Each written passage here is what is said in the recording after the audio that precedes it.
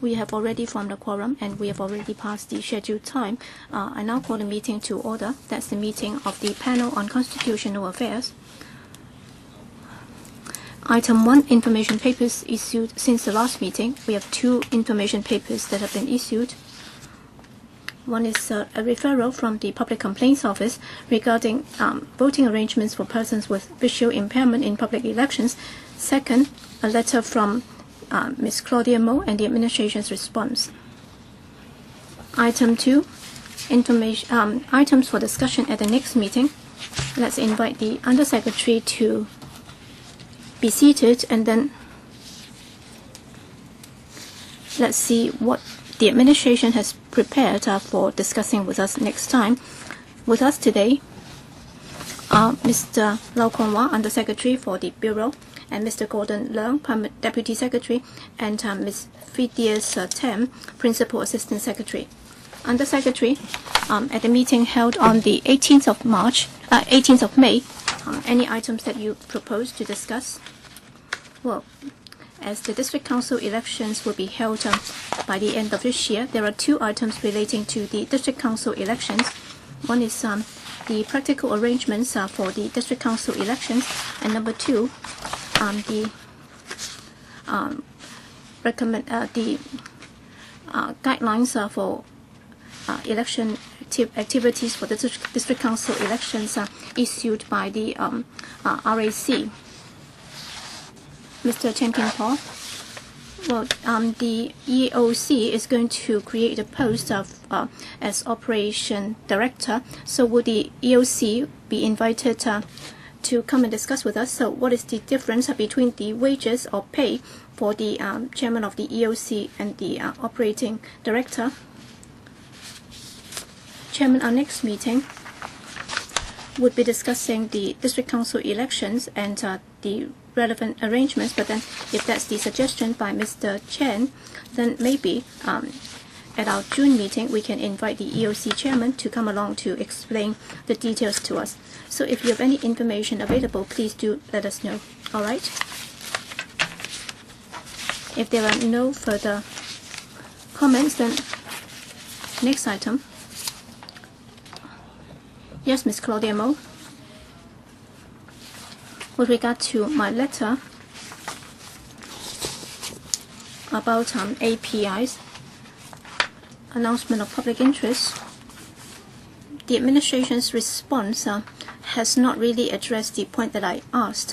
I was saying that the administration is using public money for launching such brainwashing advertisements because the public are not given a choice as to you must not let go the opportunity. It's not just about washing your hands or closing your windows in the night in order to prevent burglary. So you're just giving us the figures as to how much has been spent and what has been done at which time. But then what I was asking was that there is no political ethics and there is no governance ethics in what the administration is doing. Well, in fact, under item 1, you were not here when we discussed it, because I was attending another meeting next door.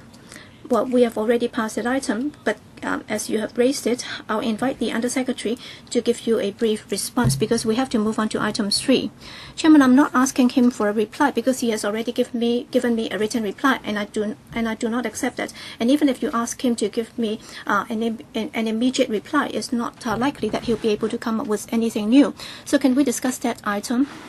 But then, in fact, he has already given a reply. It's just that you're not happy with his reply. So can I ask him to answer again, Undersecretary? Chairman, in fact, with regard to the API, well,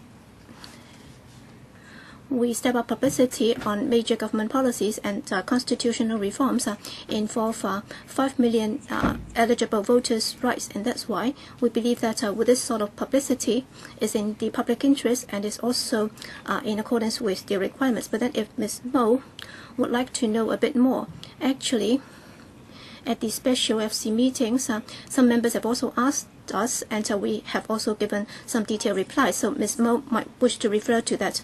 Well, for announcement of public interest, it's about public interest, and by public interest, you have to give the public the choice instead of just doing this lopsided publicity, trying to brainwash people. So I'd like to ask him if you admit that such APIs are actually political advertisements.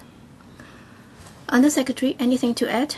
Chairman, I have nothing much to add because we have already answered the questions beforehand. So do you admit that these are political advertisements? Well, APIs are advertisements of public interest. So it's about rolling out government policies, and therefore for such advertisements, they are totally in line with the requirements of the guidelines. Chairman, if this government is prepared to do it, but then without the nerve to admit it. All right, if you think that he has not answered your question, you can write in again. I don't think it's conducive to allow this discussion to continue. All right, item 3, we have 2 papers which have been distributed to members. Paper number CB bracket 2 1240 bracket 03 and bracket 04. One is a paper submitted by the administration, and the other one is prepared by the Secretariat. So, Under Secretary, can you walk us through paper bracket 03 before we open the floor for questions? Under Secretary. Thank you, Chairman. Concerning the issue of discrimination against sexual minorities, in about 2 years ago, in June, we set up a platform, and that's the advisory group on eliminating discrimination against sexual minorities.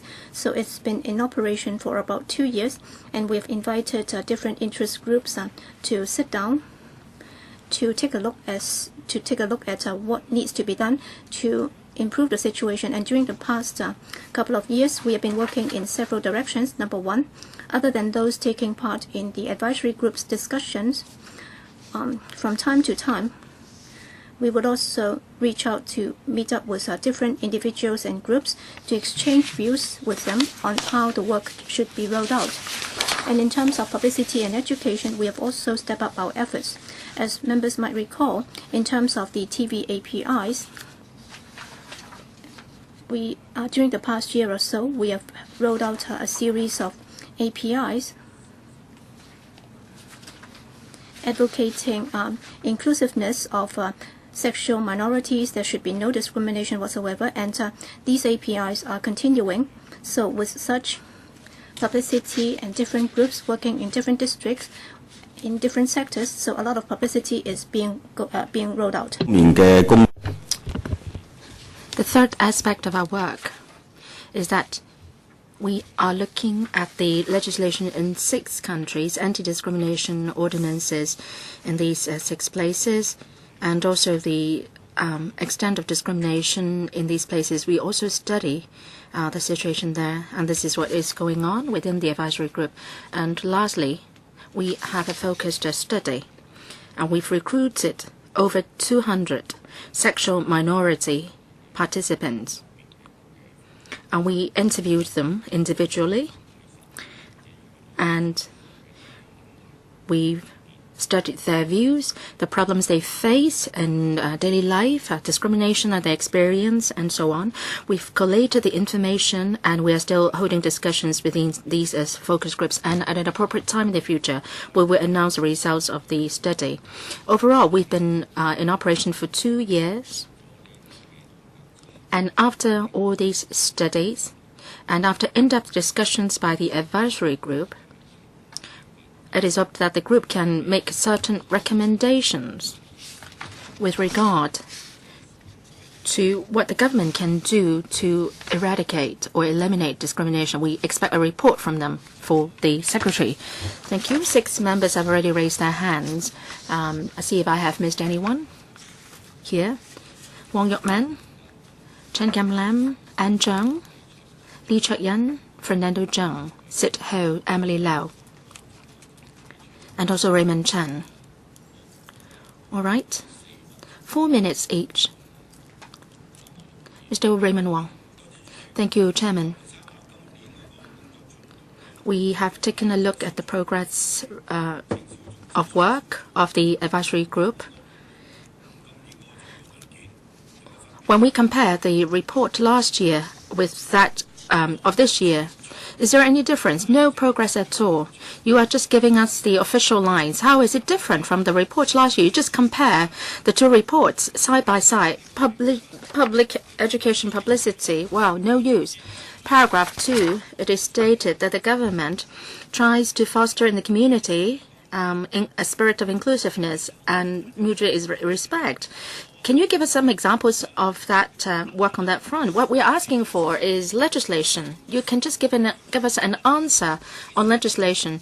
You just tell us outright, when will you go for legislation? When would that be? What are the difficulties? No information is being provided on that front. I think it's a waste of our time. 4 minutes. We will go on slamming you, and then the pro-establishment camp will continue supporting you. This is how things are working in this panel. I think you are far out of touch reality of a civilized world. Fanny Zhang, Professor Annie Zhang, is the chairperson of the advisory group. She said something in an open forum while she belonged to your camp. Well, according to what she said, then there is no hope of legislation. She said about there will be an adverse impact of young people if legislation goes ahead. There will be a disruption of the traditional marriage system. And then the legislation will go against traditional ethics. It will have an impact on freedom of speech, religious groups, and so on. All these are old lines being rehashed by her. These are not problems in our eyes. We have a humble request here. If you look at the Alliance for the Sexual Minorities, they submitted a report last April, and you disregarded the report. The report says clearly that sexual orientation has already got a clear definition, and they said that the legislation, the scope will cover only employment, provision of goods and services, sports activities, disposal and management of premises, and so on. So legislation should take effect on those areas. They don't have any intention to change people's attitudes so that they accept the sexual orientation of the sexual minorities. I think these are all very humble requests, and you've been disregarding them all along. So our request is very simple. Legislation, yes or no? And also, what is the timetable for legislation? I give you 1 minute to respond, Lau Kongwa. Thank you, Undersecretary. Within the advisory group, there are members from different sectors, including 5 people from the sexual minorities group. They can reflect their views through this platform. Mr. Raymond Wong referred to the question of legislation that was raised by the participants in the group or members of the group.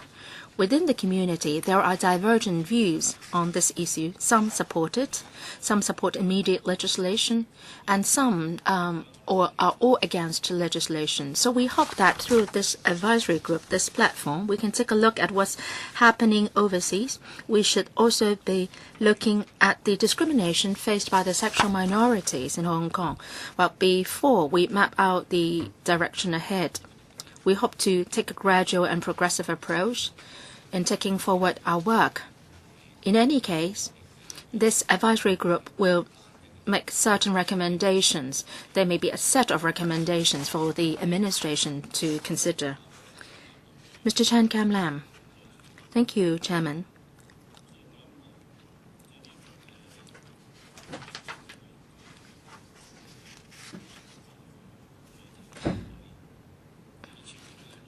Well, this report on the advisory group is worth us to take a look so that we can chart our way ahead. Mr. Raymond Wong said that, well, all we need to do is to go for legislation, but in the community, I think we have to tread carefully. We have to look at what the direction should be in eliminating discrimination against sexual minorities. What is the work that needs to be done? From the report of the administration or the paper here, we see that the advisory group has met with a number of groups and individuals. But then it says that the information may not or cannot be verified, and there are no specific figures to support certain views. And it says that the report is not representative. And there is no way that we can produce concrete evidence from the report. If we do consultation based on this report, then its credibility is cast into doubt. And if we decide on the way forward based on this report, then that would also be rather risky. So shouldn't the government be thinking about what more can be done so that the public can understand or be aware that discrimination should not be there should not be discrimination against sexual minorities, and at the same time we should be well aware of the fact that there are people who have different sexual orientation, and we should not discriminate against them. I would like to know that for this report, which is so unrepresentative, so to speak, how do you assess this report, and how would you take further action based on such a report? Of course, some people advocate for legislation. But if this is the report you've got, would there be flimsy grounds only for you to take forward legislation, or else there may be further public outcry if you go down that route? Then the Secretary, as what Mr. Chen said, this is a very contentious issue. Our attitude should be prudent, and we should tread carefully with regard to various aspects, including the study that we are undertaking. Well, Hong Kong's culture may be very different from that in other jurisdictions. And it's precisely because of this that we should ascertain the difficulties faced by sexual minorities locally. So that's why in this study we have asked or interviewed 200 sexual minority participants to share with us their first-hand experience. In the course of our study, the consultant also said that they only were collecting views from the sexual minorities, and they may not get views from other parties. So that's why we have to be very prudent in our assessment of the situation. And within these focus groups, there are participants from various backgrounds and all walks of life. And if the legislative councillors are interested, we can present and share with you the report. But anyway, our attitude is that we would go down a very prudent route in this study. Dr. N. Zhang. The administration seems to be doing something with this study. They try to identify certain issues, but then it seems that they don't have any specific measures to help the sexual minorities. In particular, there are transgender people.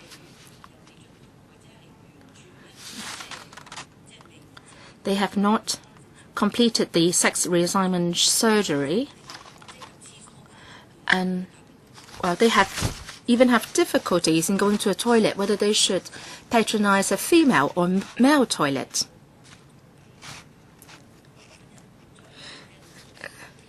They are not protected either in their marriage rights. So they do face a lot of difficulties.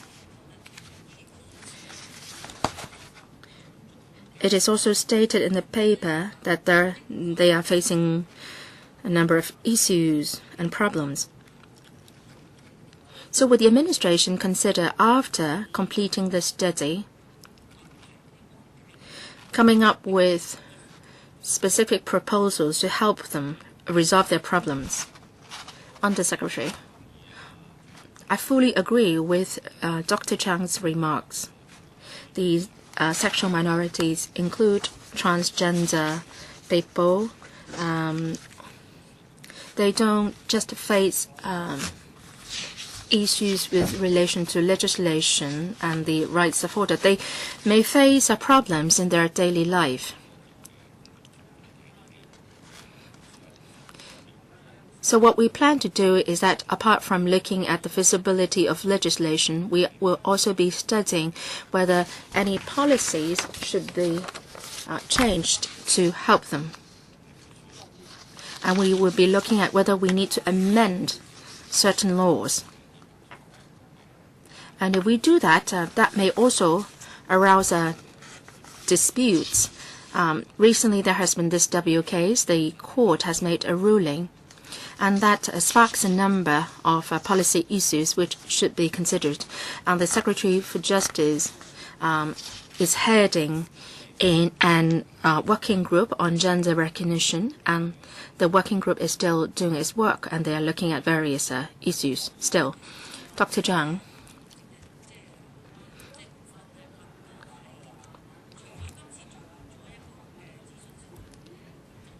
Apart from the work at the advisory group, I hope that the administration or the undersecretary can consider this. Some members are still of the view that there must be legislation. I have read some study reports recently myself, and there have been studies on jurisdictions where there is already legislation, and some unforeseen problems have surfaced. For example, in some secondary schools, since the legislation took effect,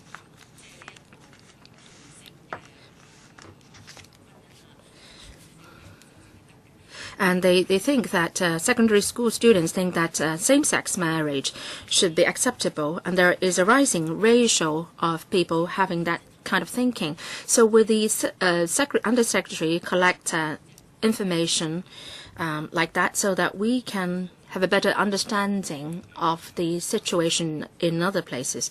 Yes, we will do that. We are taking reference from examples from overseas and present them for discussion by the advisory group.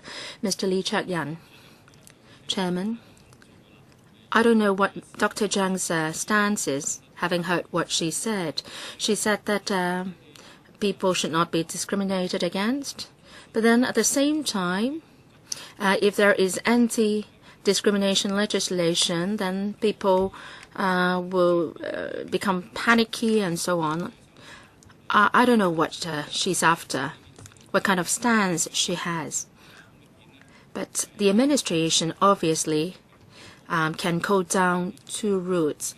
The first route is they would try to force things through, just like what they did, try to do with the ITB.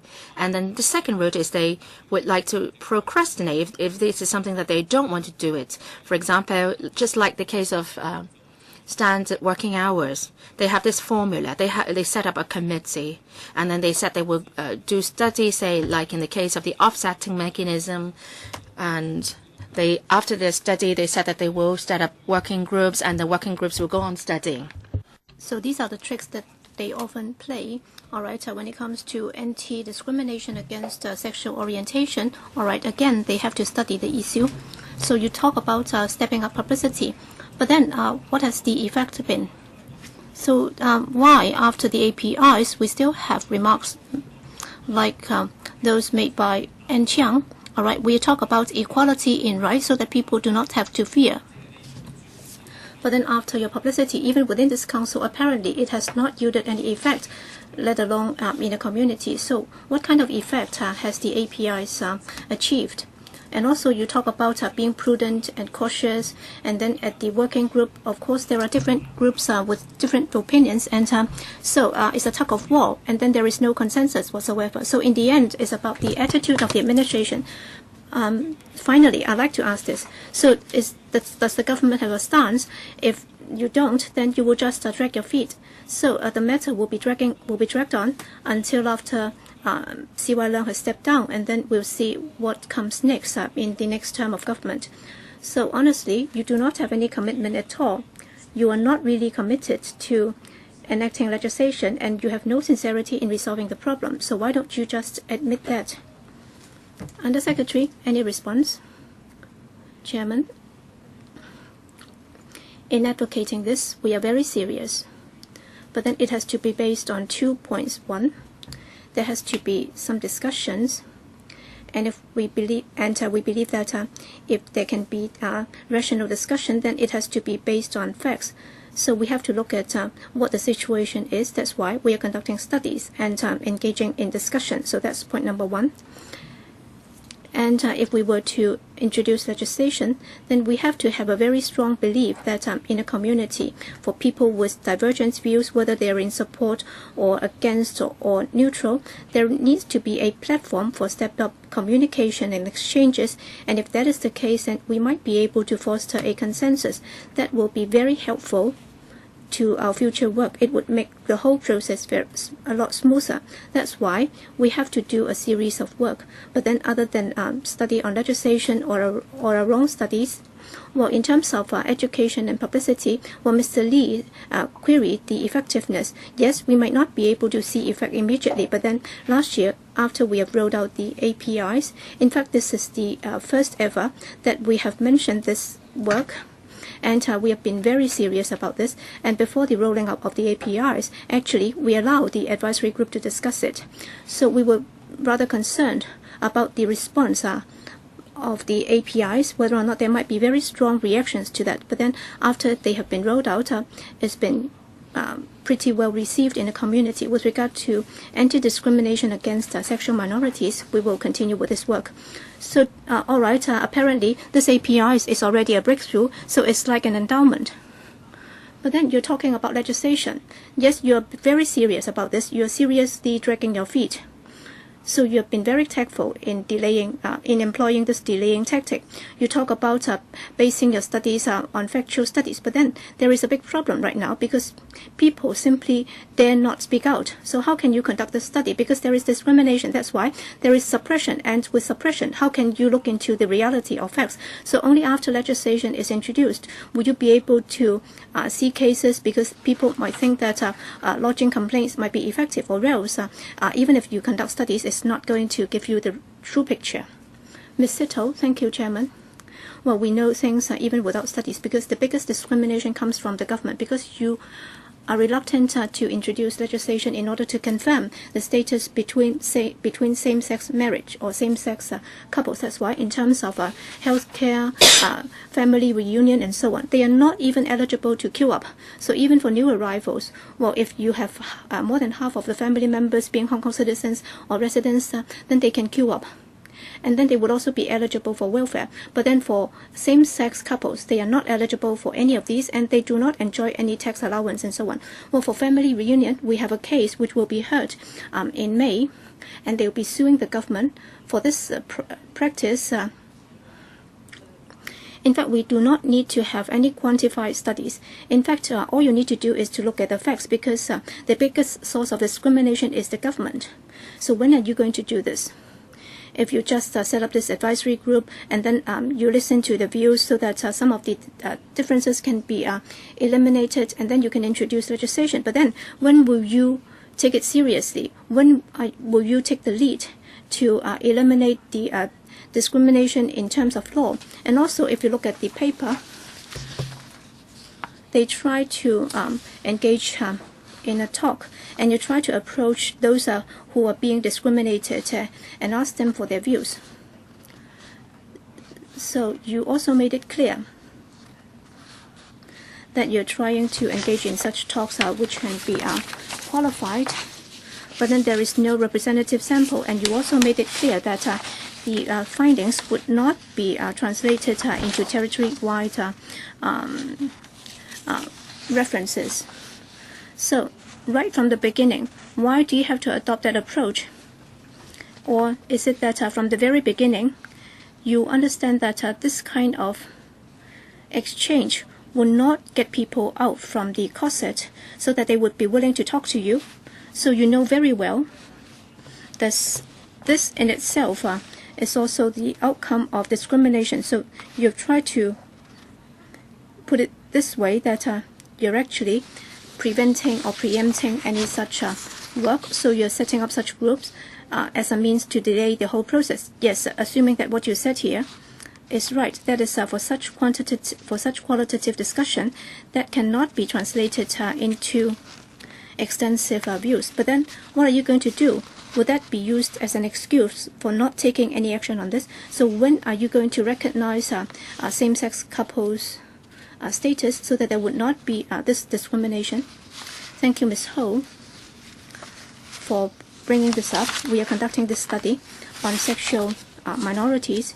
In fact, it's difficult for us to quantify that. We can only talk to individuals on this, and in recruiting the respondents, we were also concerned whether or not we might be able to have a large enough group for discussion. So in any case, we managed to do it. So there is no question of these people not willing to come forward. But then for the discussion outcomes, we are still collating that. So we are actually doing this in a quantitative approach. As to various departments and how they discharge the duties under the respective legislation, there are departments and they have to act in accordance with the law. So they are going about their work in accordance with the law. You're actually using legislation to discriminate because your act or inaction, your reluctance to enact the legislation means that the administration is the biggest source of discrimination. In fact, at the Human Rights Committee of the UN, they repeatedly urge you to recognize same-sex couples' status. Next, Fernando Jiang, Chairman.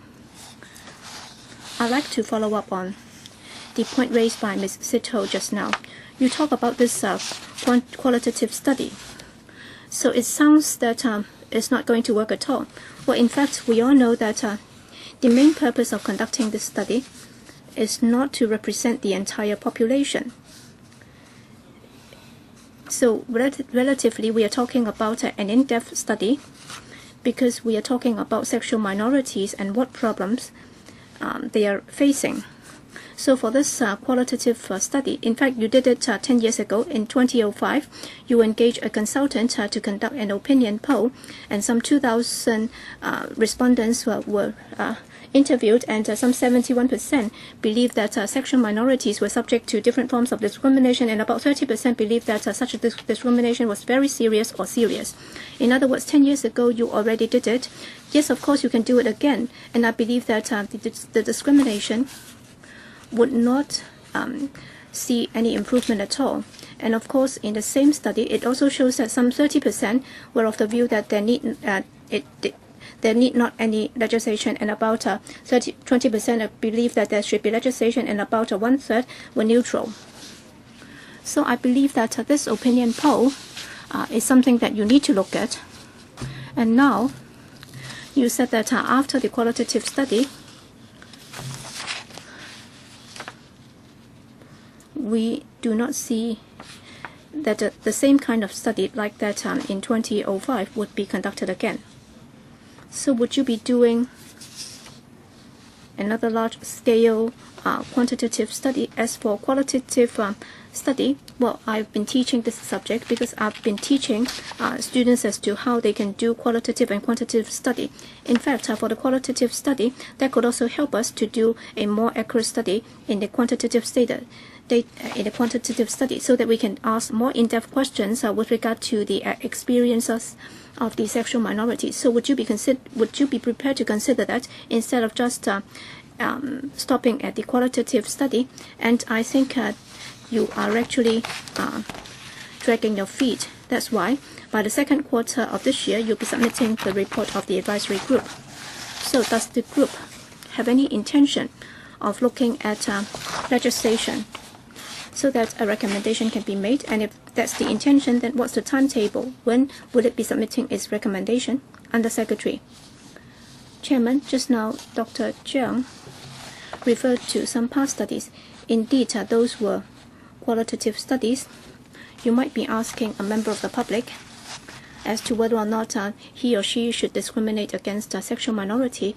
Okay, so he'll give you an answer. But then this time we are not doing the same. This is not really a quantitative study. We are actually inviting representatives of the sexual minority so that we'll be able to engage in an interview with them, which is qualitative. This is the first ever such study. And of course, qualitative and quantitative studies will complement one another. And the most important thing is that for the voices of the sexual minorities and their experiences, they can be recorded so that the advisory group and the public will be able to see what the situation is like. At the same time, we can also see that in a community, there are views towards this. So when the two are put together, if they are set out for the community to discuss, then they will be able to engage in a more qualitative discussion. As to Dr. Chiang's question, if you remember it, 2 years ago when we set up this advisory group, the community was pretty divided, and there were also large-scale work to promote this. But then what we'd like to do is that with such a solid basis, if there are different voices and representatives from different sectors, if they have a consensus, I think that would smoothen the way in taking the matter forward. Next, Emily Lau, you talk about qualitative study. I hope that in the question of universal suffrage, you're not going to do it again. In fact, we don't even know whether there are problems. If you look at Para 5, they said that they had to conduct a study to look at whether this group of people have been discriminated against. So they are not saying that they are experiencing discrimination, all right, after the study. All right, what are they going to do? They say that these are their one-sided remarks, and there is no way to verify what they said. And also the study cannot guarantee that everything being said is right and that it might have happened a long time ago.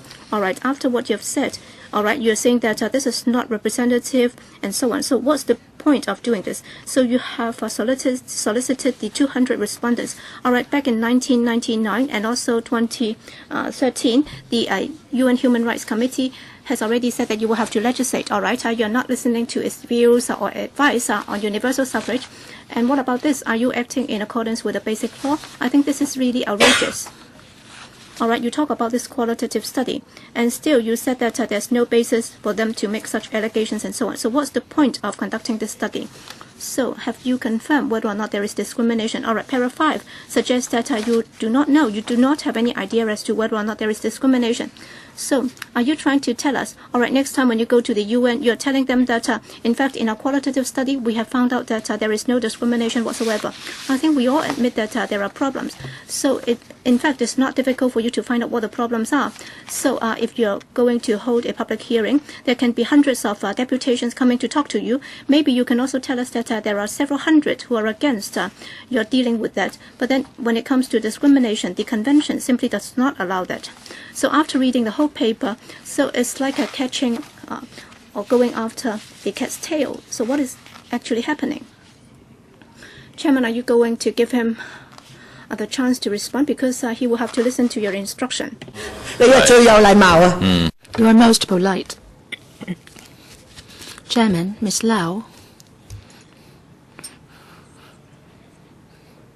mentioned about this study on sexual minorities. For this study, we were just inviting the representatives of the sexual minorities to come and share their views. And we were not inviting the people who objected to certain things to come and talk to us. We just asked these 200 odd representatives to talk about their personal experience. Maybe they are lesbians or gays, and some of them are even transgender, transsexual, unposed gay people. In paragraph 5 of the paper, we've asked, well, it is what's stated there, and these are the areas we will study. We are doing fine with our study, and we are putting the comments verbatim in our report. After the study, you will be ascertaining whether there was discrimination in Hong Kong. So that's the aim of the study. So ultimately, did you find that there is any discrimination in Hong Kong? The advisory group is still studying the report of the study, and I hope that they can come up with recommendations, and then we will present them. When will that be? Undersecretary, when? In April, they will hold another meeting to discuss the report. And we hope that later, together with their findings of overseas experience with regard to anti-discrimination legislation can be presented to us. Mr. Raymond Chan, thank you. Dr. Priscilla Leung, Mr. James Toh, and myself are members of this advisory group. The aim of this group, well, is just to procrastinate. In 2013, in the election manifesto of C.Y. Leung, it was said that there would be consultation on legislation on anti-discrimination against sexual minorities, but then that was a non-starter at the end, and that's why the government set up this advisory group instead. That was sort of means to respond to the UN. We know that, I knew that they were trying to drag their feet, and we considered whether we should join the group. And some said that we should not join the group because we know their aim was to procrastinate. But some others said that we should join it, we should pocket it first. Well, at least we should do something within the established structure or system of the government. Now, it's been 2 years down the road, and we are still waiting for this major work report. And I still have a question mark on whether this report will be written at all, because in every meeting we debated and argued very much on whether we had discrimination in Hong Kong and what we meant by discrimination, and the debate can go on and on. And actually, before the handover, we are almost to enacting the legislation. We've got records of that. And now, still, some members are still saying that we should still have more time for the community to discuss. I think it all boils down to whether the government is willing to do it. Now, I would want to say here that if the government is still dragging its feet after 2 years of work, then I will resign from the advisory group. And I will also ask the representatives from the sexual minorities to resign as well. Well, we've done nothing, very little, over the past 2 years. API, well, you said that our views were consulted. No, not at all, because we were consulted just 2 days before the rolling out of the API, and the API was quite meaningless because, well, the content was not clear. And some Taiwan friends were saying that Hong Kong was hitting a new milestone because we had this API. But then is it the case that we had this API, then we are fine with everything? We don't need to introduce legislation? Now, on the point of spending, if you look at the policy agenda for the past 2 years, well, the wordings are just the same. Not even one word was changed. And spending. The spending has been cut from 3.79 million to 2.63 million, and excluding the staff spending, it just amounted to $1.66 million. At the Special Finance meeting, I asked the Undersecretary. He said that because the spending was cut because there was an overspending of the API. Well, that was what happened last year. And this year, we didn't have to produce the API, so the spending or the amount earmarked has been cut back. So all these figures can show, well, the government's very unwillingness to eliminate discrimination against sexual minorities in Hong Kong. Well, I'd like to thank Mr. Chan for his time and efforts in working in the advisory group. I hope that he can continue to do so in the future. From what you said, we can clearly tell that there are a diverse range of views both within the community and also within the advisory group itself. Mr. Pocha, I want to declare that I'm a member of the EOC. As an EOC member, of course, you want to have reforms in every sphere of life with regard to eliminating discrimination, where the areas which are not that contentious, like sex, discrimination on sex, family status, and racial background and so on, they are less contentious. But for this particular issue, discrimination against sexual minorities is very contentious. And members of the public have kept expressing their concern on the issue. For this qualitative study, a total of 214 people participated, and this is a relatively big sample. To my understanding, some of them were very vocal. They were very proactive in voicing their views. Some are still staying within the closet. And what is more important, that there is this silent majority in the community. Even they are silent, they are very concerned about the issue. So I think we have to tread cautiously.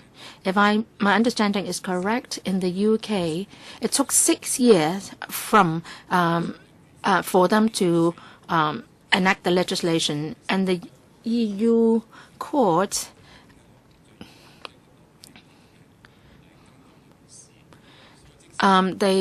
but there are 4 cases before they changed the policies. And some members said that we are acting against certain human rights convention, but that may not be the case. For example, in the UK, the UK Parliament bans the inmates from voting. Well, even if the EU said that this shouldn't be the case. And Hong Kong is a Chinese community, and I'm afraid that we might not be catching up with the status or the legislative state in some Europe and US countries. I have met with a number of sexual minority people, and indeed they have been discriminated against, but whether the discrimination they suffer warrants introduction of legislation, I think this is something that we should consider carefully. I don't blame too much the government for taking a step-by-step approach. Now, I would like to find out the milestone or the timeline in the future. So should we be taking 6 years like what they have in the UK, or what kind of thinking does the government have at present? Undersecretary, I would like to thank Mr. Chair for your understanding. This is the most contentious issue. So it's difficult for us to give you the milestones. The crux of the issue is to what extent the members of the public accept this. Before the public have a discussion, we should set up this advisory group to study in depth and in detail what the reality, what the situation is in Hong Kong and what is happening overseas. So these are the tasks of the advisory group in the past 2 years. We were supposed to end the working of the advisory group in June, and some recommendations could be made. And these recommendations will be made available for the public for further discussions, and then depending on the public's response, and then we will chart the way ahead. Mr. Yip Kwok Kim. Thank you, Chairman. I'm very concerned about discrimination against sexual minorities. Mr. Raymond Chen said that before 1997, we were close, very close to enacting legislation. I don't know where that piece of information come from. With regard to the Marriage Amendment Bill, well, we all saw how controversial that bill was. I was the chairman of that bill. I received several thousand emails expressing very divergent views. In a Chinese society, is what the Mr. Porcher said, this is a situation we are facing. And you said that we are breaching certain UN Human Rights Convention. I don't think I can accept that kind of criticism. Of course, I don't think there should be any discrimination at all in any form. I don't think there shouldn't be any discrimination against sexual minorities. But should we introduce legislation? Can legislation eradicate discrimination? Is it feasible to enact legislation?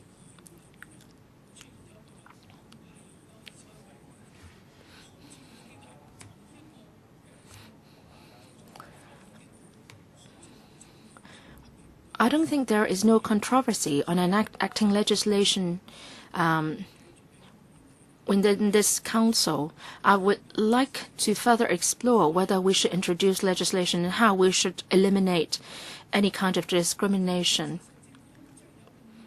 I would like to find out from the government, is there an objective that you have?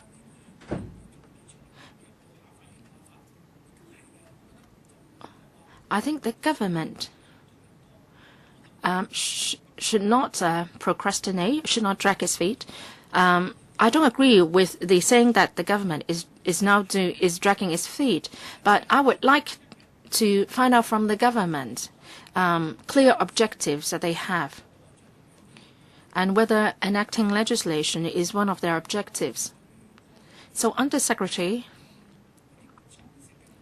can you give us clearer objectives? And especially, and also on the timeline for your further action, so that legislators can express our comments accordingly. Undersecretary, members are very concerned about the progress of our work. In the past 2 years, members of the advisory group have spent quite an amount of time on certain studies, and in the foreseeable future, they will be putting up some recommendations. I think we should not preempt them as a government. I don't think it's appropriate. We should wait for the group's recommendations before we share with you our future direction. I agree with Mr. Yip that if you look at the entire issue, we should not be just focusing only on whether to legislate or not. We should also be studying on how to change attitudes, how to do more publicity, and how to further fine-tune government policies. So we should not just have one focal point in our discussion. I think we should also wait for the advisory group's recommendations before mapping out the way ahead. Do you have any clear objectives in terms of your timing? Say, you envisage that in 5 years or 10 years time you should do something, or you will be doing something in a matter of 1 or 2 years. I don't think we can give you a specific answer. We should have something as our basis for discussion first before we can give you an answer. Anyone else would like to ask a question? Not, then we'll move on to the next item. It's about the operation of the Elections Corrupt and Illegal Conduct Ordinance. We have 2 papers. Paper number CB-2 1240-05 and 06. So one is provided by the administration and the other one provided by the Secretariat. So with us today is Mr. Lau again.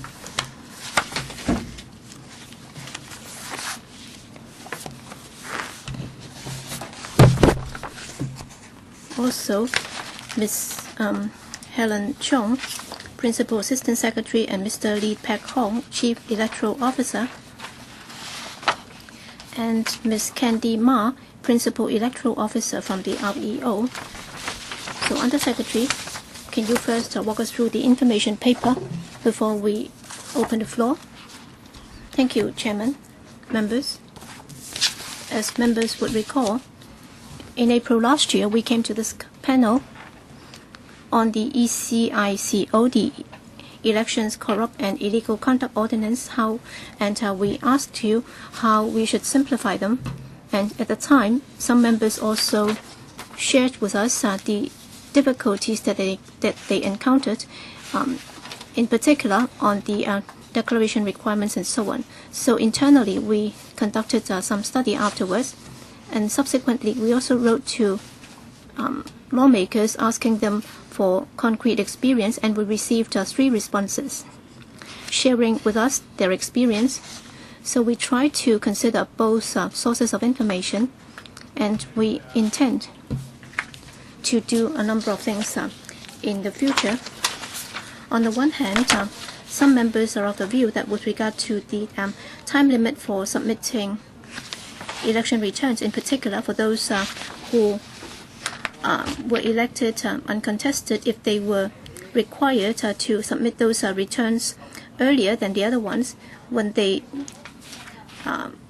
did promotions jointly with other candidates, then they might not be able to meet the deadline, and as a result they might be breaking the law. That's why, after consideration, we propose that for the time limit for submitting ERs by these uncontested candidates, if they do the publicity or promotion together with other candidates, then they can also have the deadline aligned with the other candidates, so that they would not be breaking the law when they submit their returns together with other contested candidates.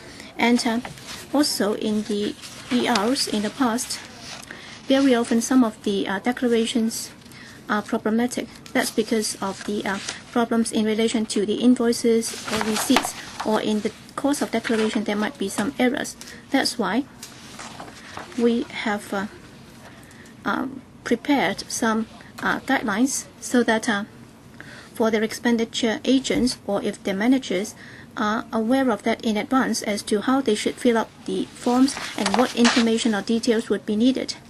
Then subsequently, when they furnish the details in the returns, they would not experience those difficulties. So that would be what we will be doing. And thirdly, some members said that if there is a relief mechanism for the minor inaccuracies. In fact, during the last term, we started with this system, so that for inaccuracies not exceeding a certain amount, by the time when we receive the ERs, and if we find that there are problems, and if they do not exceed a certain limit, then we will take the initiative to approach the candidates asking for further details in order to rectify the problem. And some members suggested that this limit should be appropriately adjusted. In fact, when we look back, indeed, in the past, for cases involving such problems, the amount of expenses would be rather high, so that would be way above the existing limit by 10 odd times. So even if we appropriately adjust that, that might not be able to help. Moreover, the most important thing is that for individual candidates and their expenses agent, they will have to be extremely careful in dealing with individual invoices and receipts. So the onus is still on the candidates. That's why, if we can step up our work in terms of the guidelines and also the training of the staff in the REO, that would go a long way in reducing such problems. So we believe that those are necessary. So in these areas, that's what we'd like to report. And if members have any questions, we do have representatives from the REO who can take your questions. Okay, Mr. Ip Kwok Him and Amberly Lau. Anyone else? Martin Liao and Tony Che. 5 minutes each. Ip Kwok Him. Thank you, Chairman. The administration has now come up with these 2 procedural amendments. We welcome that, because in terms of the arrangements, I believe that we have to be stringent, because anything to do with election, in particular when it comes to expenses, we have to be very stringent. But then in the course of the election, very often the candidates and their election teams, the electioneering manager, very often would be working on a voluntary basis, and if they are pressed for time in filling up the returns, they might be prone to making mistakes which should not have happened. And sometimes these are inevitable mistakes, in particular when there are many invoices and receipts to be dealt with. So I believe that there should be some room to maneuver in order to allow them to furnish the details accurately. So in the proposed amendments, in terms of the relief, well, in the end,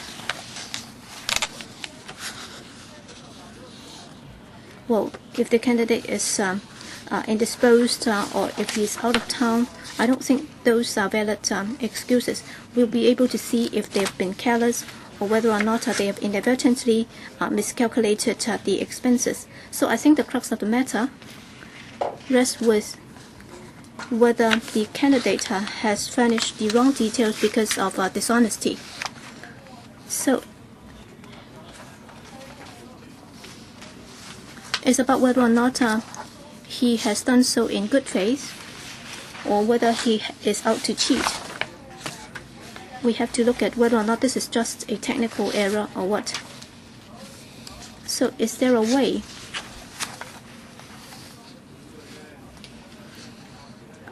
to enable everybody to know how to complete the ERs?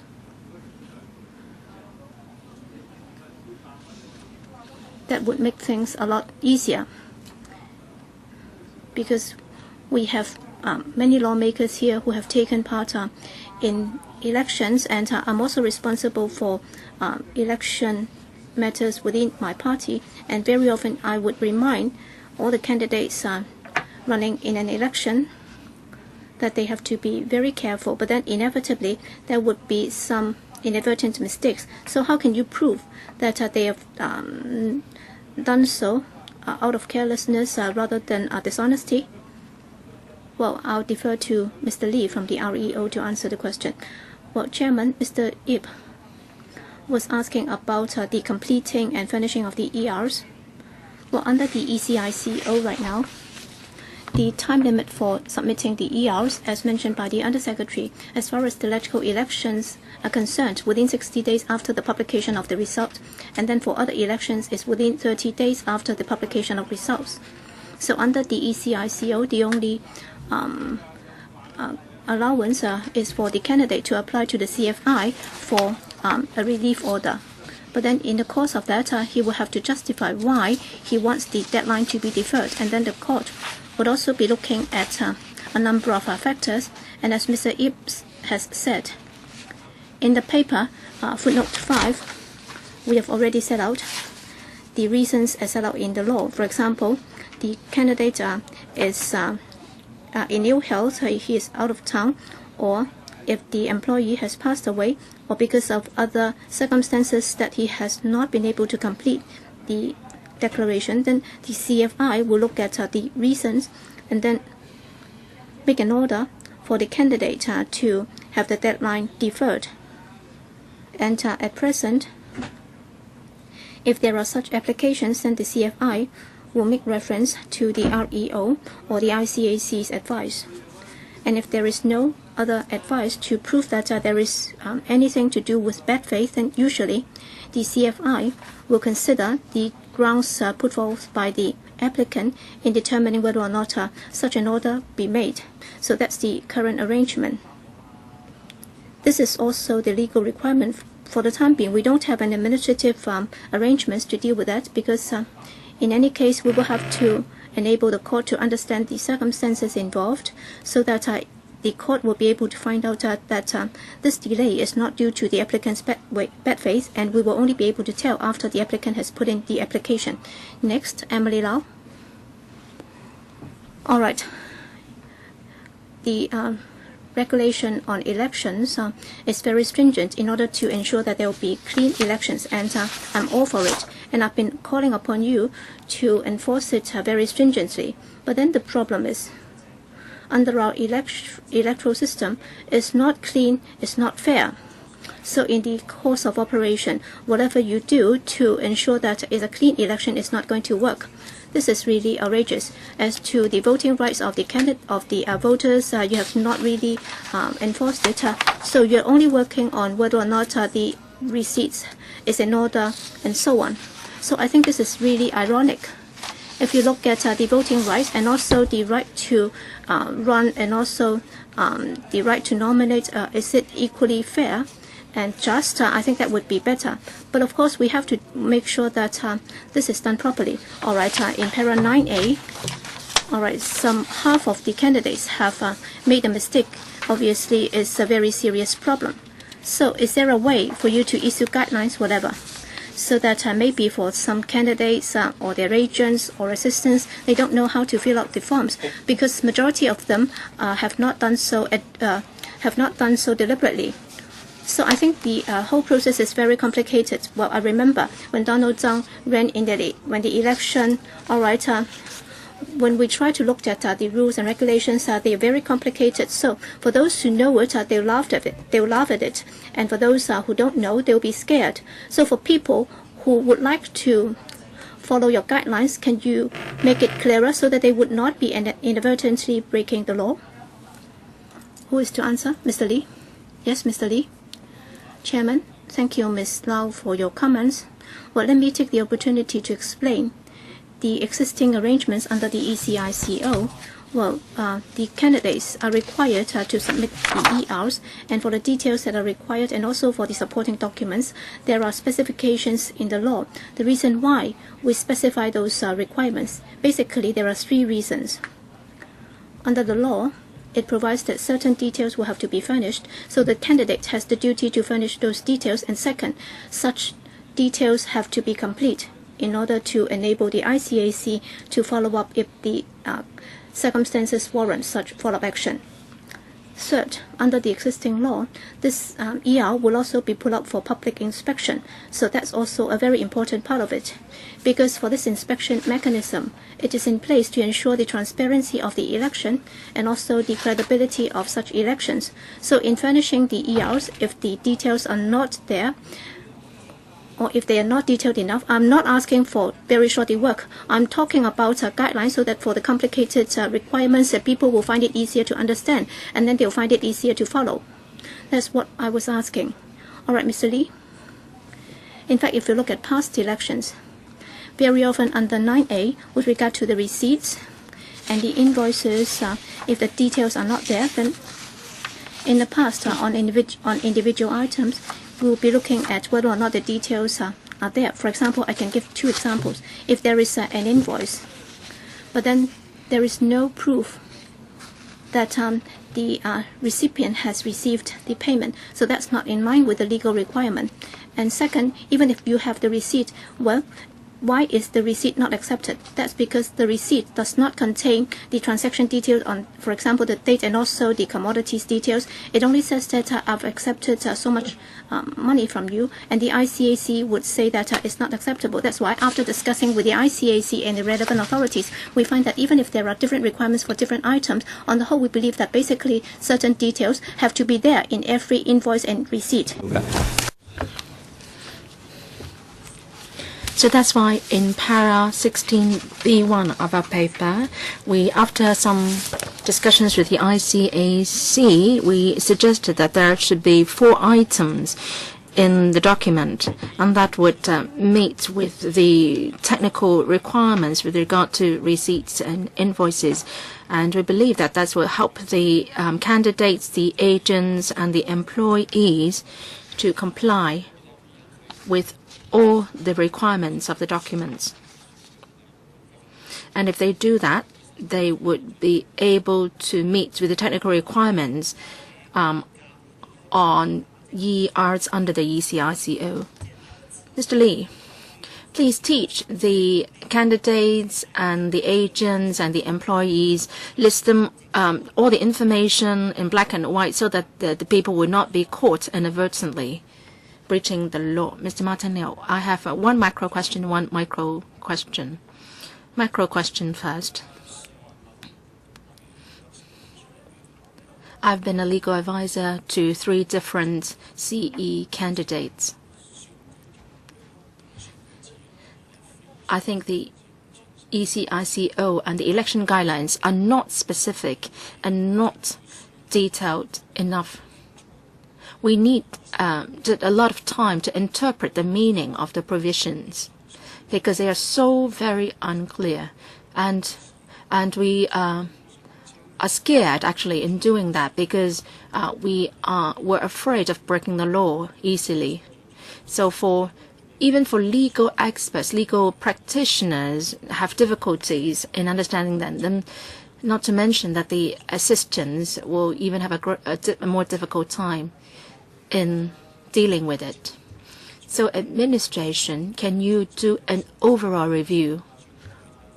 Try to come up with more specific provisions, make it easier for the assistants, the candidates and their legal advisors to comply with the law. So does the administration have such a plan? Second, with regard to paragraph 7b of the paper, the administration considers that it is possible to extend the period allowed for submission of ERs by candidates returned from uncontested constituencies so that the deadline will fall on the same date as those from the contested constituencies. But I don't see the details in your paper. So can the administration give me details on how you would implement this proposal? I'll take the second question first.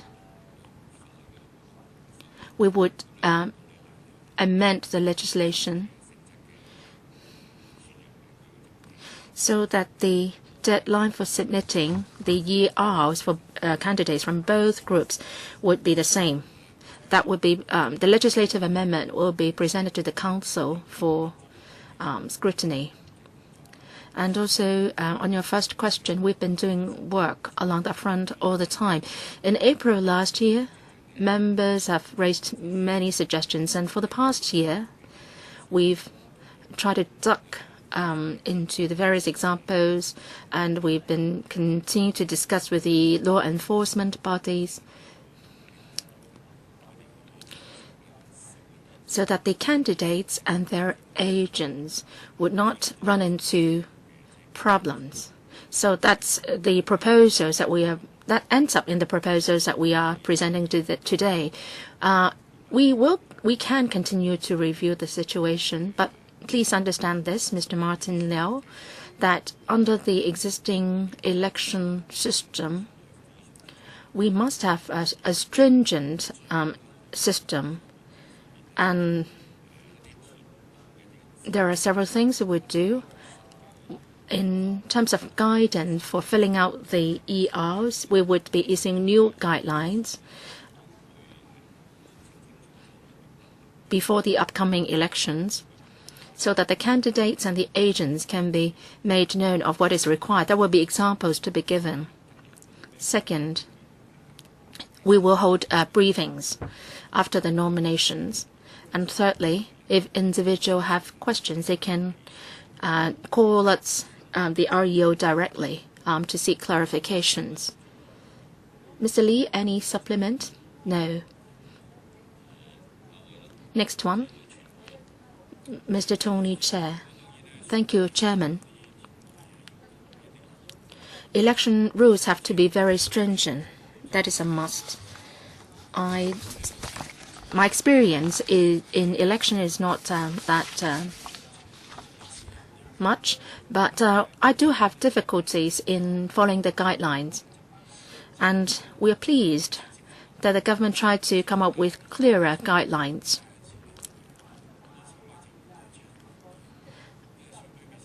Well, we may be not kept up to date in a way. Talking about use of electronic media, the Secretary said that we can make inquiries with the REO. Well, but oftentimes during election time periods, we may have to wait for a very long time before we are giving an answer. So that is no good at all. Can you answer our questions more quickly? I've raised some questions before, and I was made to wait a very long time. And ultimately, I had to give up waiting. Now, your guidelines were unclear, and then I asked questions, and then they said that they will have to check. Then I was made to wait a long time before I was given a response. So can the government do a better job, especially during the election period, in responding to questions? Second, about election returns, receipts. If the amount involved is less than $100, then it's easier to deal with. But for receipts of an amount above $100, more stringent requirements are set out. Now, $100 seems to a very small amount. Why not $200? Well, if we have a debate along that line, then debate will go on. Can we take this approach? Say, can we come up with a total and aggregate sum and set that as a limit? Well, different limits may be set for different constituencies. Can we adopt that approach? With regard to the use of electronic media, well, say, for example, if I make a call, then, well, I may be using a fixed network, and that costs may also be involved. So how could you come up with a calculation of the telephone costs? You may calculate the cost based on the number of minutes spent on making calls. I mean, is it the right approach in calculating the expenditure? Or should we include the entire monthly telephone expenses in that declaration or election return?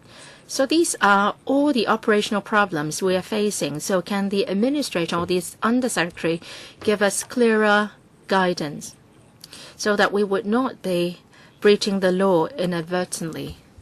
Undersecretary, response, please. I fully appreciate Mr. Tony Chair's concern, and he may be running into all sorts of problems. So that's why the government department will try to provide guidelines as best as we could.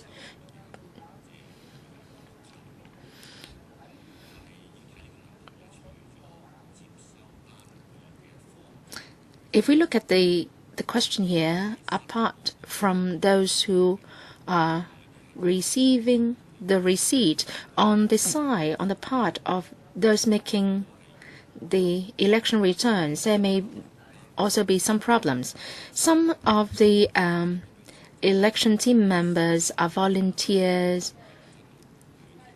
and some are blank receipts. So the responsibility to make sure that everything is in order lies squarely on those who make the submission of the ERs.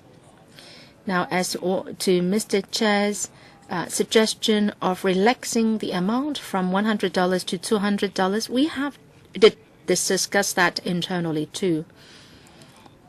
And our conclusion is that we should not make any change at all. And the reason being that for an amount of less than $100, and there is no need for a receipt. And then if we try to raise it to $200, and that would be opening up some loopholes. Well, can you not give us a aggregate amount, a total amount, and put a cap to that? Now, as to where the line should be drawn, it's very contentious. So I hope that you would all agree that we should have a stringent system. Well, to that I agree. My point also is on whether you can boost your efficiency in responding to inquiries. Mr. Lee. On the ERs, we understand that it is incumbent on the REO to ensure that the candidates understand the requirements and help them fill out the ERs. the REO is acting as a middleman between the candidates and the ICAC. On the part of the candidates, we should be assisting them to make sure that they understand the legal requirements, help them fill out the ERs. And on the part of the ICAC, we are assisting them in vetting the information provided and to advise on whether cases should be followed up on and so on. So on helping the candidates, we must ensure that our advice can help the candidates. In the past, we have sought legal advice from the DOJ and ICAC, and for whatever we can answer, we are definitely answering them. But for questions which have not we have not come across before, or there are certain legal points which we are not unsure about, then if we give an answer too casually, then we might be prejudicing the case in case it comes before the ICAC. So we actually have sat down with the DOJ and ICAC colleagues and exchanged views. And for common problems encountered, we have already come up with certain guidelines and help candidates. But then there are special scenarios. Please appreciate that REO may not be able to give an immediate reply, and we may have to seek the advice of the DOJ or even the ICAC. REO's role is not that of a legal advisor of the candidates. And we cannot undertake that so long as you comply with our advice, ICAC would not be investigating into your case. We'll try to provide the best advice as we can.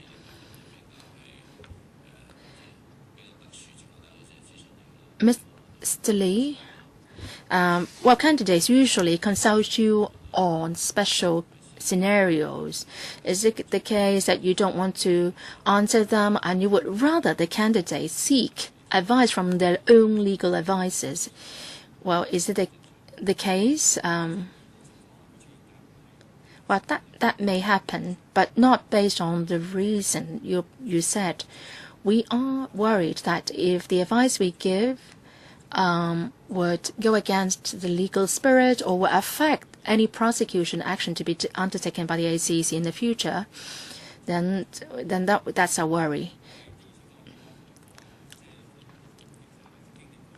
Indeed, there have been cases in the past that we could not provide an immediate reply. We have to seek advice from the DOJ and ask them whether we should answer the question at all, and if yes, what kind of advice we should give to the candidates. So that takes time.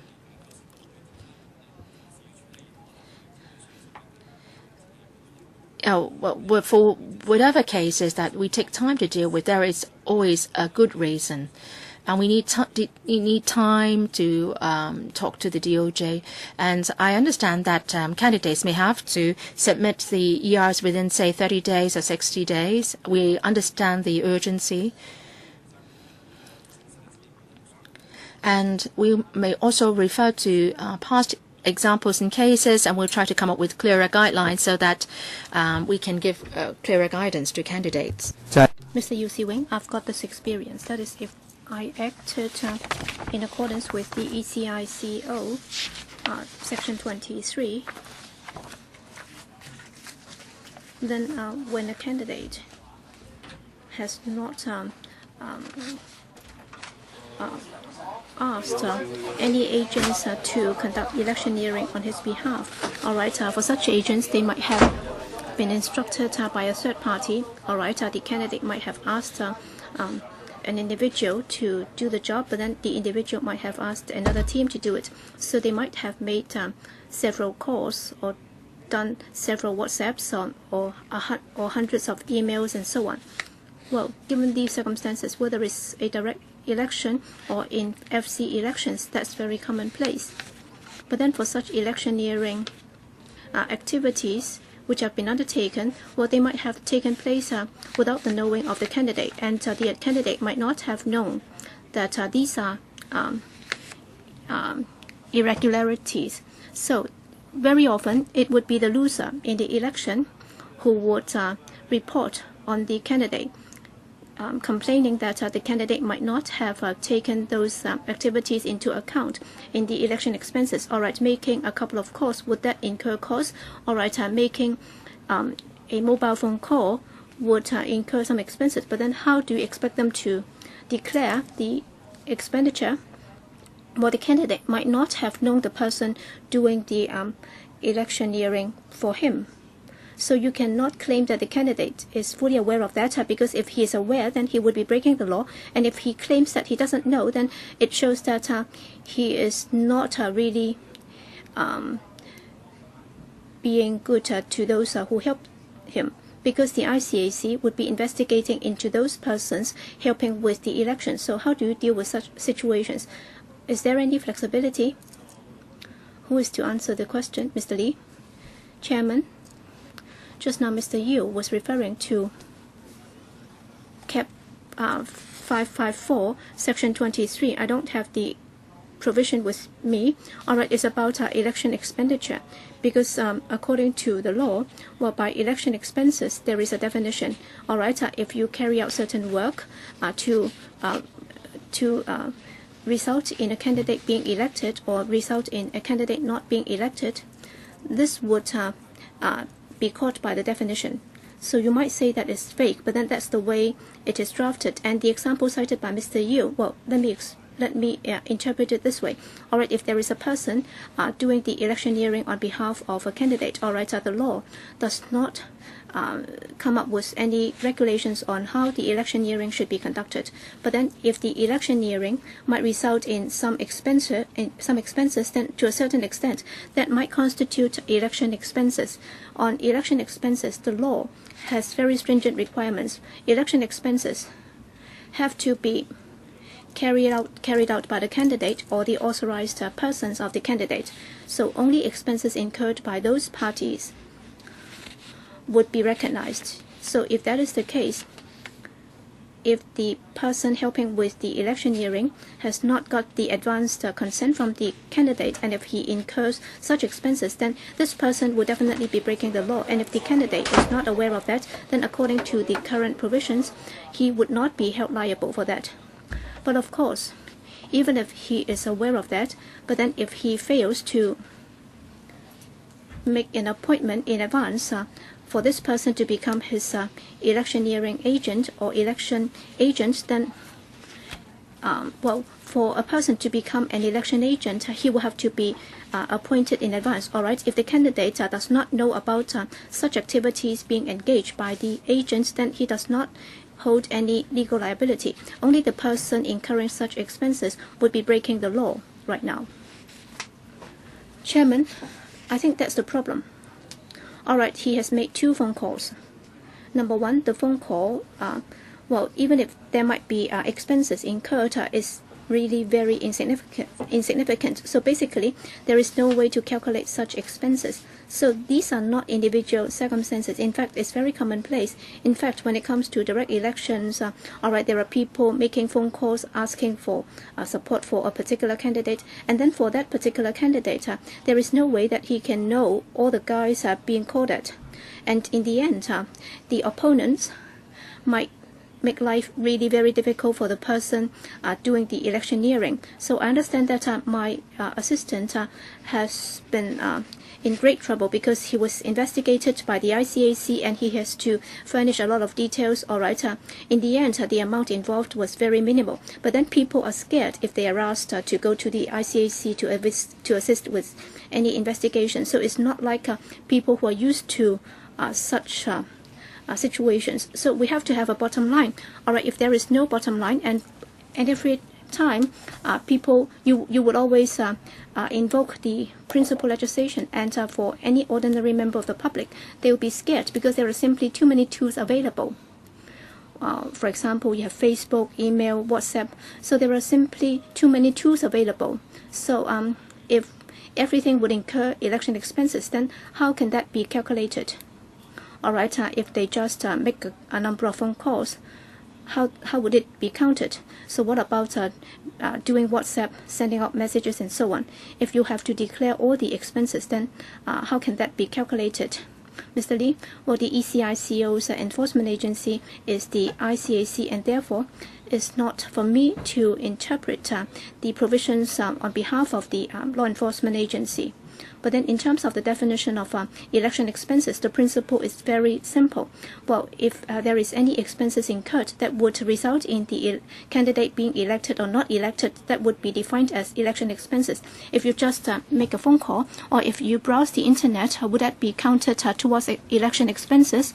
Well, that would depend on the merits of the case. In the past, in the process of our discussion with the ICAC, I would not say that these would absolutely not be counted. But then, indeed, if there are cases involving a direct link to the election, then that would be counted.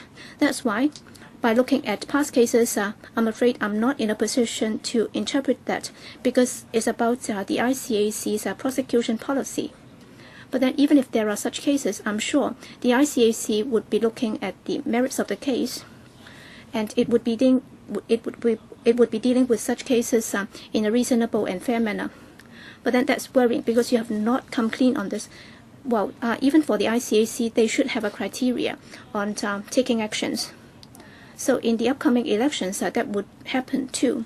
So can you come up with a written guideline, whether or not it's through the ICAC, or you can also get advice from the DFJ. You can come back and tell us as to what would constitute election expenses. For example, for a cell phone call, how much would it be charged, 30 cents or 50 cents, so that they can also report on the number of calls that have been made? Would that be fairer? And also with the advancement in IT, all right, the volume of use might not be very meaningful. So you will have to go back and think about it, since you have encountered such problems, or else that is bound to happen again in the upcoming elections. It will not just disappear, all right? We'll try to talk to the ICAC or the DFJ, and then we'll come up with something in writing. Next, Mr. Wu Chi-Wai. Thank you, Chairman. I'd like to look at the definition of DMA, the de minimis arrangements. Well, at present, we are using a very small amount for local elections or district elections, $3,000, and then for FC is $500 and so on. So the amount or the limit is very small. So this is the most direct way to draw a line. But then from what we have seen is that there are many problematic receipts. Well, very often they are problems of arithmetics. So they are problems with additions and subtractions. So if they are just simple problems of miscalculations, then under the mechanism can it be dealt with? Because what we want is to have a very stringent and tight election system. But then if it's just about the additions or subtractions of certain figures, then should it be dealt with technically, so that even if there is just an error of over $3,000, should it be put before the court, so that an election petition will have to be filed, or else it will have to be investigated by the ICAC? Well, what we are talking about is a relatively small amount of money.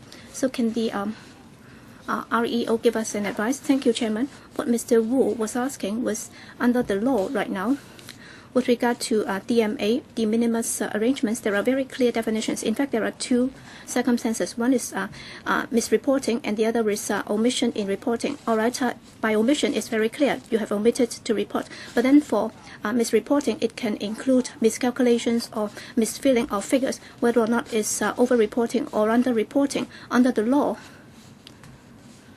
under the arrangements, these are the situations that can be dealt with. But then as to the situation referred to by Mr. Wu, all right, there might have been a calculation error. But then, unfortunately, if that has exceeded the DMA's limit, then that will not be allowed for under the DFJ and the ICAC guidelines. We will have to inform the candidate, and then the ICAC will decide how to follow up on the situation. So the current law, as it stands, that's the arrangement. With regard to the miscalculation by addition or subtractions, well, basically we would just do a paper investigation But then sometimes it's clear that it's the wrong addition or subtraction. Sometimes if the receipts are not clear, then we will not be able to find the explanation. But then if the amount still exceeds the limits, then that cannot be dealt with under the DMA. Mr. Wu? I don't know if this is very common. And we have also experienced many elections, and we have also come across different declarations. And sometimes there are bound to be mistakes made in the calculation process.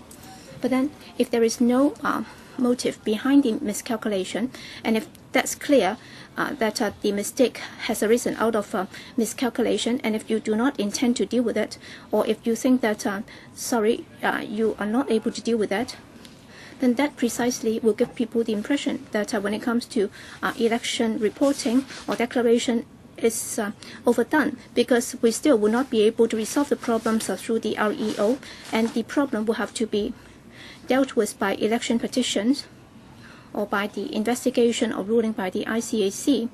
I think this is rather unnecessary.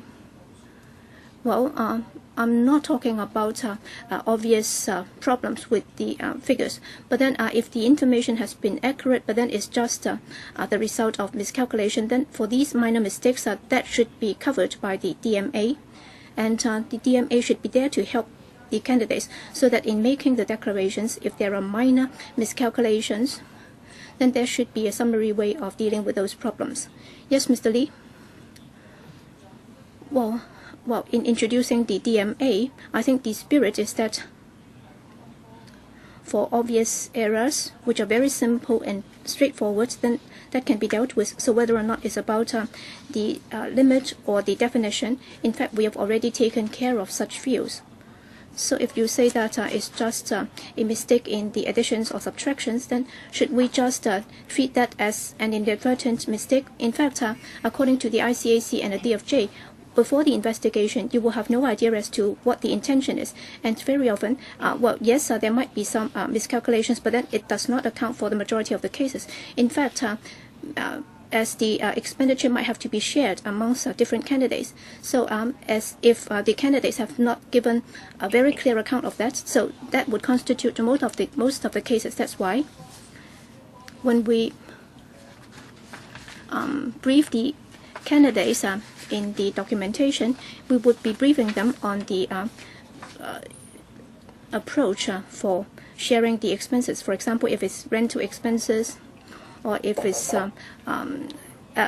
election advertisements, well, technically, they would be allowed to share such expenses under the law. Next, Paul Chair. Thank you, Chairman. What is more important is the broad picture. Do we want to encourage more people to come forward to run in elections that would represent a progress in our democratization process? If we want to do that, then we should relax the requirements as far as possible, so that even for very advanced economies, they do not have any expenses limit, because people will have to be very minute about the expenditure. In some cases, it might be an overkill. Yes, we have a law there, and we have to enforce it, but then there are too many resources being spent on enforcing the law. You are calculating it dollar to dollar, cent to cent, and it will lose the whole meaning of the legislation. Of course, we do not encourage people to cheat or to play tricks, but then at the same time, we don't want to put in too many resources to investigate into cases involving just a difference in the dollar and cent. Can't accept Mr. Lee's comments that REO cannot make any suggestions because you are afraid that ICAC's views may differ from yours. You are two sides of the same coin. You can't force everyone to go to ICAC. Well, you should have a stand of your own. You should say that, well, this is not we understand to be the case as far as policy is concerned. ICAC colleagues are very fed up, and they are spending a lot of unnecessary time and effort in dealing with these cases. Chairman, more infuriating is the fact that you are trying to haggle over penny, $3,000, $5,000, and so on. But political parties are receiving millions of dollars from the media moguls. And you are not doing anything on that. Well, how do you deal with those cases? But you're not doing anything. But then, on the contrary, you are dealing with, say, amounts of, say, $3,000 and so on. And then you said that the DM limit has exceeded, say, by 10 times in some cases. And even if you raise the limit, then that won't help alleviate the problem. So you said that you're not going to deal with it. So, say, advertisements may be caught, and also for some materials, because there is a depreciation, and then you find that there are mistakes with the money or amount declared, and you are spending so much public money in dealing with these trivial cases. I think you are heading towards the wrong direction. You should be more stringent on political donations to parties, and also you should be, for major elections like those for the CE and the legislative councils, you should not be too stringent on the amount. You want to be fair? Well, look at Taiwan, US, Japan. Well, they are very fair. They are having a fair system. Well, look at what's happening in Hong Kong. Are we having a fair system? Well, some business conglomerates are donating millions of dollars, and you're not dealing with it. So is this considered fair? Well, district GEC elections, $3,000. Say even if you relax it to 10 times the amount, then it won't help. Can you relax it further, say to $30,000? Or do you want to set it at a certain percentage of the election expenditure, which can be dealt with administratively? Mr. Yu Si-wing and Mr. Tony Chair also mentioned this. REO can consider trying to help out the candidates more and try not to pass the buck to others. You can do more on the preventive side. Prevention is better than cure. Most people don't want to break the law, and they are just breaking the law carelessly most of the time.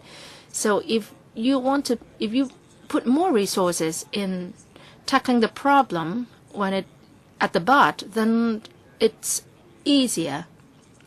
And don't tell us that you don't want to answer us simply because you may be affecting the views of the ICAC. I don't think that's the approach you should take.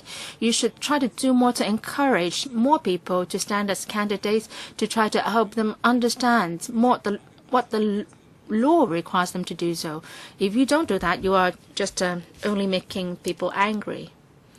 Mr. Lee, do you want to answer that question?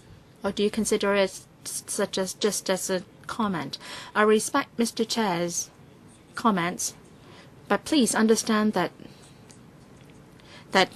REO under the ECICO is only an executive body receiving the election returns of the candidates. So if we provide advice or suggestions to the candidates, we should not be doing so against the law, and we should not be not taking the advice of the ICAC. For whatever guidelines we are going to issue, actually we have had rounds of discussions with DOJ and ICAC. So it's not the EREO which is formulating the guidance on our own. So please understand the REO's role. Well, if you can come up with guidelines, tell the candidates and the public clearly. Well, you may understand the law, but the candidates may not. Next one, Ms. Sit Ho. Thank you, Chairman. Mr. Yu Si-wing asked about the expenses on telephone calls, and he said that he wanted the ICAC to give advice on how the cost of should be calculated. In the past, candidates used to over-report on the expenditure. Now we have this subsidy given out to us on a number of calculated based on the number of votes. So if we over-report in the future, then we may be suspected of trying to cheat. Many of our assistants called the REO for an answer. Well, they never gave you an answer, even for simple matters. They asked you to seek your own legal advisor for advice.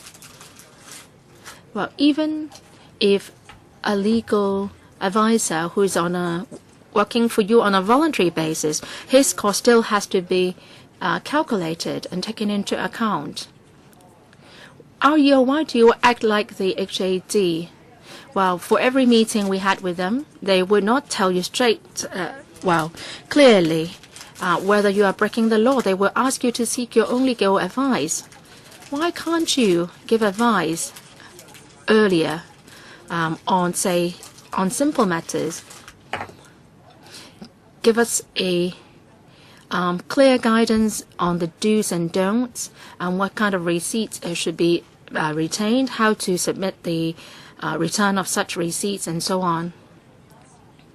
I've been through many elections, and I know very well that at the outset I should have an auditor to give some coaching to my assistants. Now, we may be breaking the law if we over-report, under-report on certain things. For a simple matter like making telephone calls, how do you calculate the cost?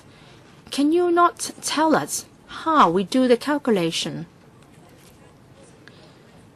Now, say if the electioneering team member changes to a more expensive phone model in the middle of the election, well, he should report on the cost as well. So, REO, can you discuss with the ICAC and then give clear answers to our questions? Don't just give one single answer. Ask us to seek our own legal advice.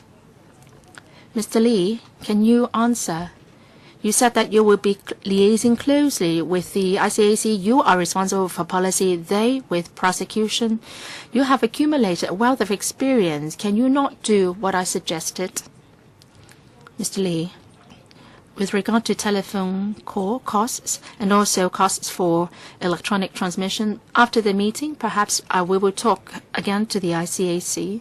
And if we have guidelines, and we would present them to the panel. This is not the first time that such questions or issues have surfaced. Based on our experience, for expenditure on telephone calls or internet charges, costs for electronic transmission of messages, is always the candidates who should make an assessment of what are the costs that are directly related to the election. In our scrutiny of the documents, we will not make any factual assessment on such claims. We would just believe in the candidates, but then the ICAC may take on a different perspective. So in any case, we would discuss with the DOJ and ICAC whether we can provide more or clearer guidelines. Next one, Dr. Kwok Kee. Thank you, Chairman. For the past several elections that I joined, then I had to go to the ICAC. Well, just over a cost item as low as, say, $12 or several dozen dollars. And then the investigation team deployed the chief operation officer to deal with it. And, well, maybe just a simple, for a few copies of few pages of documents, and that might take months to deal with. And sometimes we even had to lodge an election petition engaging barristers to help us out. Now, for the for candidates who were green in the elections, and they might run into more serious problems. The greatest problem with your lies with your calculation and the DM limit. You're talking about an upper limit of $3,000, but then for a large GC, then we're talking about an election sum of several $million. So the percentage is only 0 point something %. I think this is most absurd. Can you not adjust the amount? Well, we've been calling up the REO for questions, and we are dealing with ICAC. If there are really bribery involved, well, for some political parties, they may have political donations in several $1 million. And before election, then they were having petty favors, treating people to free lunches. Well, you were not willing to deal with that. But then you are talking about this DM limit of several $1,000s.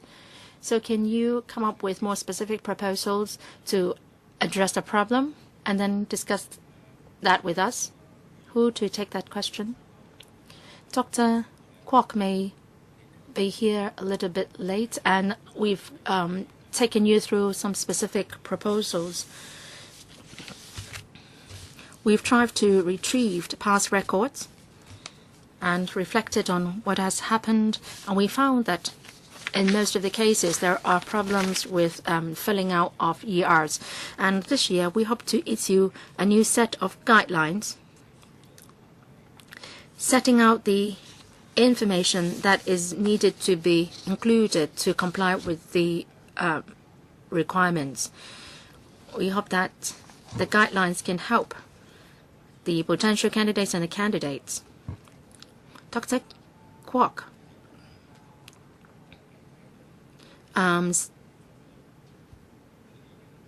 mentioned a specific point, and we've been making improvements all the time. And the Secretary, you stood for election yourself, too. Before the DMA, even if you exceeded the limit by $3, then a detailed investigation was entailed. And starting from the last election, we introduced this $3,000 DM limit amount.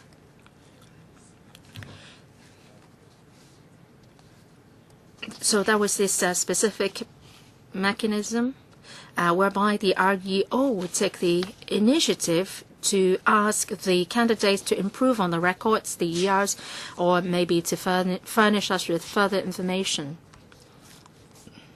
We have also looked at other cases. There has been an exceedance of 5 times or 10 times of the DM limit. So it's difficult for us to further raise the DM limit. At the end of the day, it's the responsibility of those making the submissions to be very careful in filling out the returns. With regard to the DM limit, would you be coming back with a specific proposal? Some other members also said that the REO is not very helpful. And in the upcoming election this year and next year, would there be any improvements? Now, you've had some election experience yourself, too. Now you are sitting as an Undersecretary CMAB. Would you be doing something more to help the candidates? Going by our experience and analysis, this DM limit has been here for just one term, and so there will not be any change. And as for REO's work, I would defer to Mr. Lee. Para 16 talks about the proposed improvement measures, for example, for the common errors that have been encountered in the past. He would give more examples, and there would also be some templates so that in submitting the returns, the candidates will be able to meet the requirements. And internally, we have also stepped up on staff training so that the communication skills can be enhanced, because there have been isolated cases in the past where there might have been some misunderstanding in the course of communication. And if we can step up training in this respect, then in terms of sending out the messages under the guidelines, that would be more effective. All right, are there any further questions? If not, then we will wrap up our discussion on this item. Item 5, AOB. any AOB to raise? If not, then the next meeting will be held on 18th of May, 2:30 is a Monday. Thank you. Meeting is adjourned.